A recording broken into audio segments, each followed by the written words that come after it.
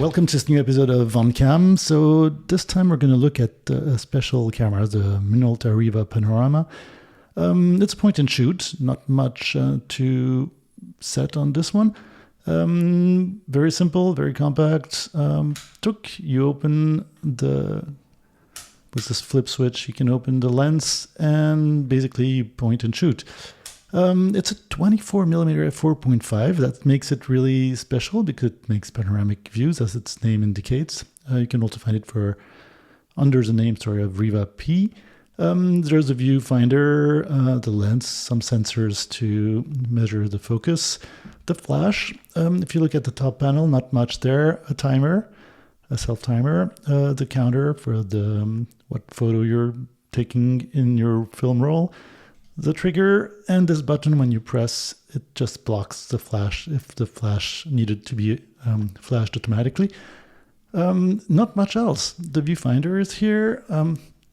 You can open it here and put the film. There's a DX sensor that supposedly is between 100 and 400 ISO. Haven't really realized any problem with it, but it will revert automatically to 100 ISO if there's none on your film canister. And what you can see is it's not taking the full width of the film, which is kind of a shame considering the price of film, but the results are interesting. We're going to talk about it a little bit more. A small window to see what kind of film you have in, and underneath you have an adapter to put it on a stand, slightly off-centered, which makes it a little bit weird, but works fine. And of course the battery compartment with the CR123 here. Anyhow, let's go directly to the photos taken and see what this small camera surprisingly is about.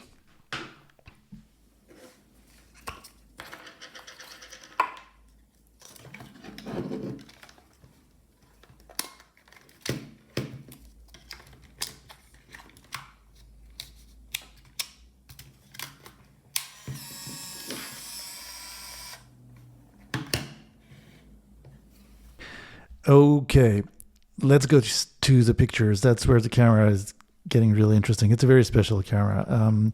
This picture in Paris, that's Portra 800 ISO. It's one of those slightly rainy days. That's where this camera shines. It's a 24mm, and as you can see, it seems to have a pretty good optical quality. I've been using this camera for years, but it took me quite a while to think about making a review of it. But so I took my few last recent films with it. As you can see, the exposure is pretty good, and it's a camera that usually doesn't miss its exposure. May it be by day, like here, or by low light situation, like this photo in nighttime. There's some lights.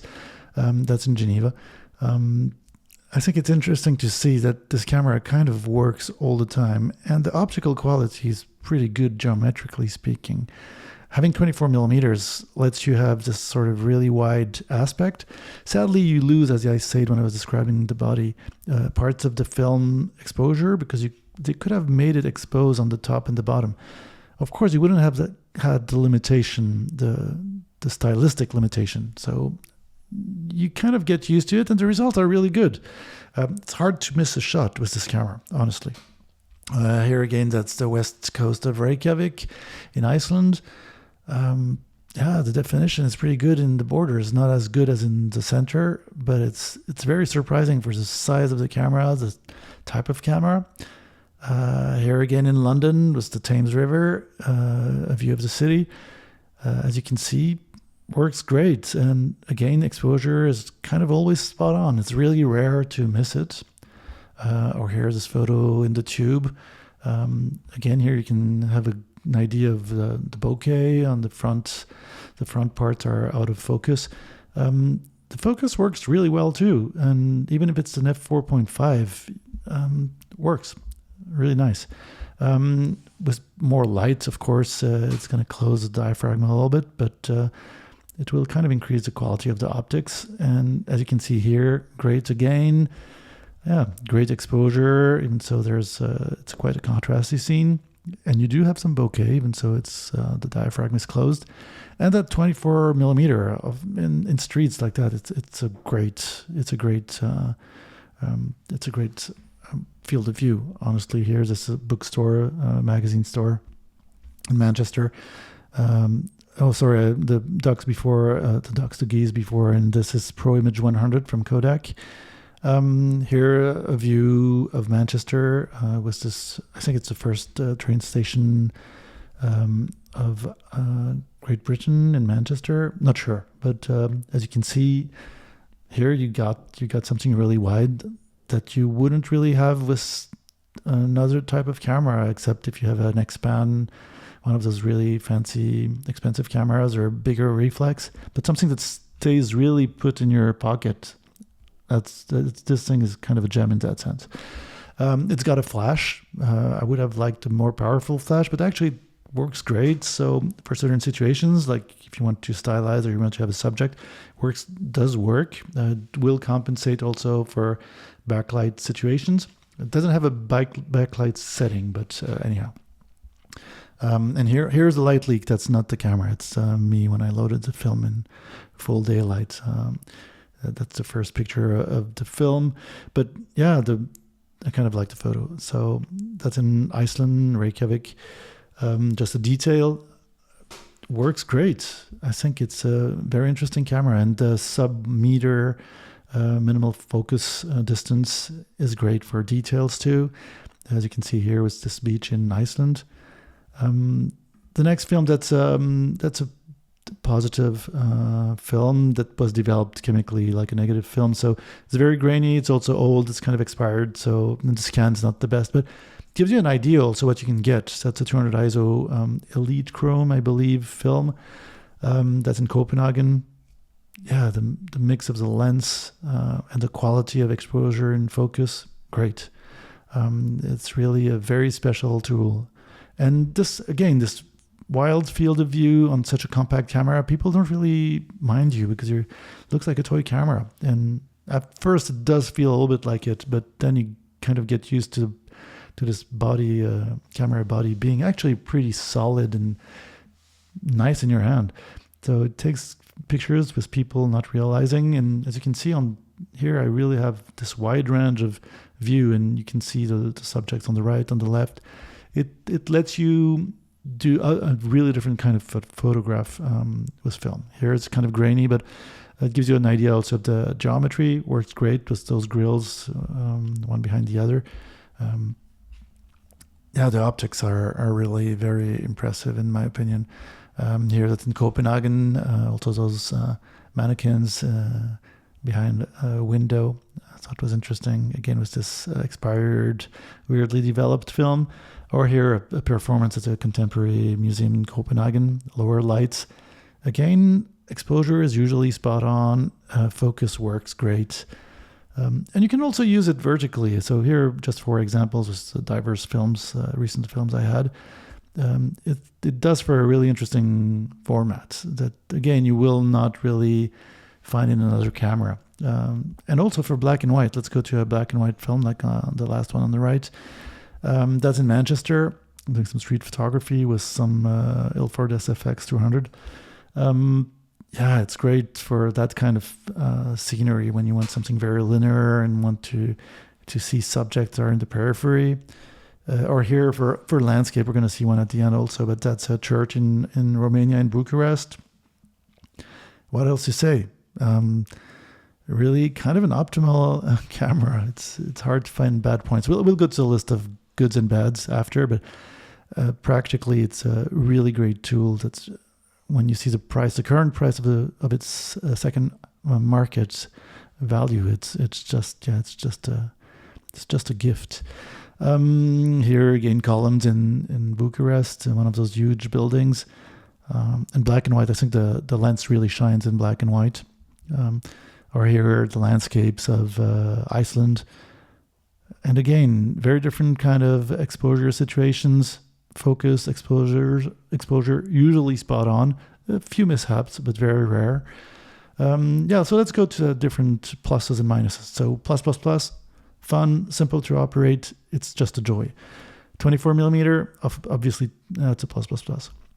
The overall feeling in hand of the body, while at first it feels a little bit like a toy, at the end, pretty fast, after the first film, you kind of feel like it's a great camera.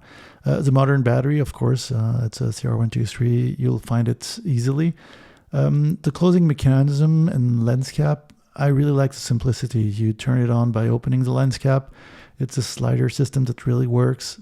It feels good. It's well located. The user experience is great in that sense. Plus, film loading. It's easy. Nothing easier. The really bright viewfinder. The flash mechanism, at first I thought was kind of weird, pressing on the flash to turn it off, or keeping it non-pressed to have automatic. But I got used to it, and actually I found it really reliable. I really always knew what to do. The optical quality, as I said, I could actually have put it into plus, but that's discussable. It's not the prime, perfect border quality you could expect from a very high quality optical lens, but for the size, it's maybe I could have put it plus. On the plus side, the sound of the shutter and the winding, quite silent and actually pleasant. You hear it, but it's pleasant. There's a self-timer, great. It's simple. The autofocus and auto exposure quality, I put plus. It's not perfect. It's kind of central focused. Anyways, but it works. And maybe I could have been more generous, but it's a plus. The exposure number indicator, it's a small wheel. You see how many pictures you've taken. Works. It's just nice to have an analog view of what you're doing.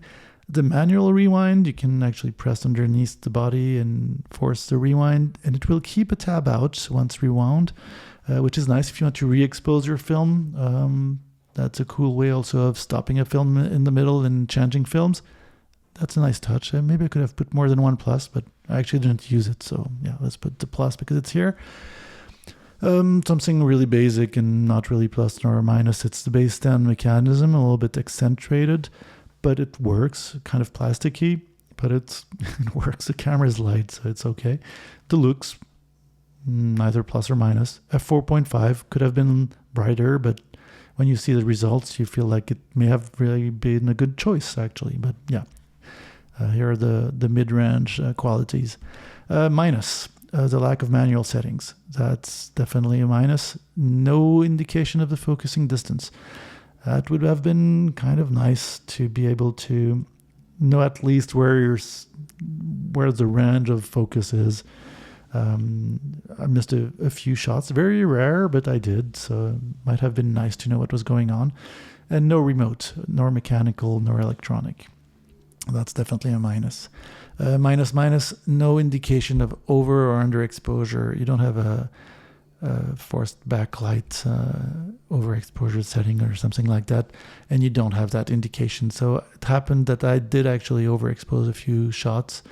The indication is not, there's a light behind, but it's not used correctly. So, I mean correctly, it could have been indicating you something better in terms of over and under exposure. No manual ISO settings also. There are new type of films that are coming out without the DX coding.